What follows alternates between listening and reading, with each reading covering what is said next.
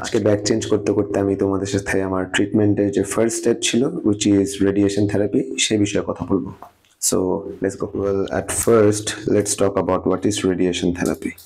Radiation থেরাপিতে বডিতে যে ক্যান্সার সেলগুলো থাকে এক্স্যাক্ট সেই ক্যান্সার সেলগুলোকে টার্গেট করা হয় এবং সেখানে রেডিয়েশনের মাধ্যমে ক্যান্সার সেলগুলোকে মেরে ফেলা হয়। যতটুকু বুঝি ক্যান্সার সেলগুলো যেন বংশবৃদ্ধি করতে না পারে সেটার জন্য ওখানে রেডিয়েশনটা দেওয়া হয় এবং ইভেনচুয়ালি ক্যান্সার সেলগুলো মারা যায়। ফার্স্টে ক্যান্সার ধরা পড়ার পরে কোন ট্রিটমেন্টে যাব কি যাব না যাব বিকজ কিছুর পরে আমি আমার family we decided to go for radiation therapy at first, যেটা অ্যাকচুয়ালি মেইন প্রোটোকল হচ্ছে এটাই।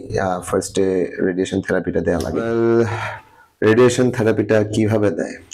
এমআরআই অথবা পেট সিটি স্ক্যানের বিষয়টা হচ্ছে যে গোল একটা গর্তের ভিতরে ঢুকা দেয়, শোয়ায় রাখে, ওরকম না।